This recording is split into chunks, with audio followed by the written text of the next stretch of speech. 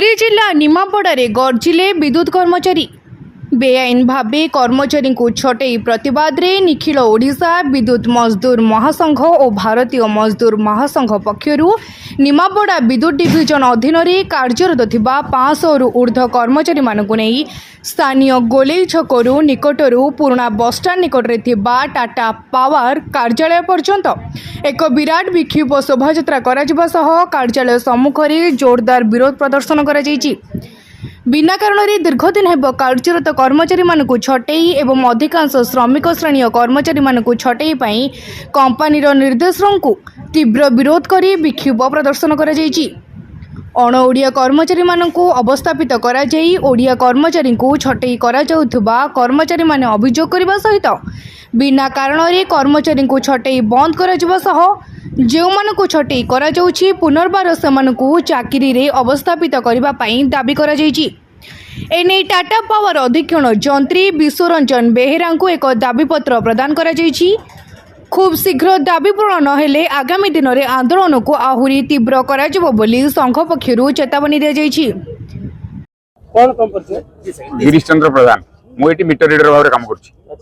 हमरो ए टाटा पावर आमु काम करिया 16 वर्ष प्लस हलानी किंतु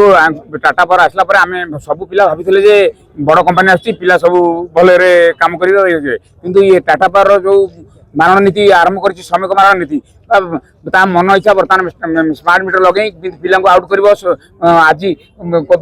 शिशु बाहर कर काली पिला बाहर कर यही सब जो चलती आम श्रमिक मारण नीति बंद करूँ कौन सी पिला जी 15-16 काम कर बर्तमान काम करेंगे कौन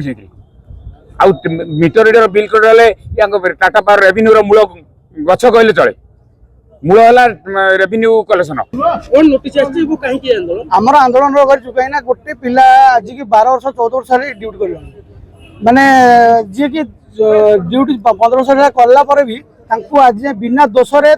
लेटर टर्मिनेट कर पूर्व डीसी रु गोटे पिला बाहर 15 जन ता बादे बाहर सीसीओ बाहर सीसीओ भी बाहर समस्त की जॉइनिंग बाहर कर से माने भी 10 वर्ष 15 वर्ष ड्यूटी कर से भी बाहर कर आज भी आई 26 जन लिस्ट आई आम डिविजन रे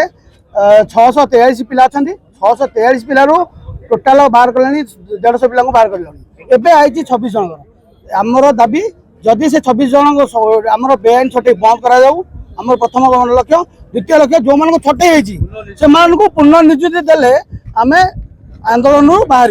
आमर दाबीपत्र आज देवाई आसु आगामी 18 तारिख दिन जदि 18 तारिख भर आम दाबीपत्र न पूर्ण करती आम गांधी मार्ग में 18 तारिख दिन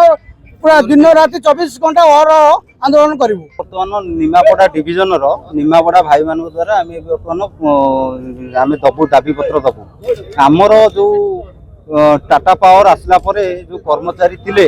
सीसी पार्ट गोटे अच्छी सीसीए कर्मचारी छटई कराला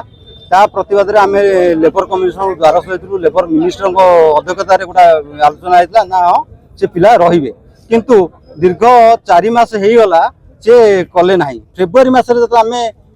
रेवेन्यू को गलु ना रेवेन्यू बंद कलु से टाटा वाला आमको डाकिकी गोटे आलोचना करते हाँ ठीक अच्छे आम करदेबू मार्चटा सरी जाऊ जेहेतु मार्चटा आम टार्गेट मास अमल समय तो से आमको गोटे आश्वासन प्रतिश्रुति देते आने होती प्रतारणार गंताघर टाटा पावर तेणु आम मानकर निजुक्ति होता कोविड पीरियड टाटा पावर आसला कोविड सिस्टम थिला तो सेतबले सी पूर्व जो मैंने थिले प्लस मैन पावर दृष्टि से माने आम गोटे माने फॉर्मालिटी गोटे मेंटेन करी गोटे इंटरव्यू करके रखी ता बाद वर्तमान आसी टाटा पावर आसिक 6 वर्ष हम ये 7 मासरे हम 6 वर्ष किंतु किए 10 वर्ष किए 12 वर्ष किए 15 वर्ष 17 वर्ष 20 वर्ष निमापड़ा डिविजन 600 प्लस अच्छा कर्मचारी आमर दाबी हूँ सीसीए भाई भौणी मैंने जिते सरकार डिक्लेयर कर महिला बिल आनी किंतु सीसी पार्ट रे जो महिला माने थिले कथा सरकार भूली जाइछंती ओएआरसी भूली जाइछि टाटा पावर भूली जाइछि भाई सीसी भाई भाई माने हे पेलेनी हेल्पर सेमी स्किल आज जाए पके रखिले कले नाही पुणी मेंटेनेंस रु वर्तमान छटई आरंभ कराई ब्यूरो रिपोर्ट तीर्थक्षेत्र लाइव।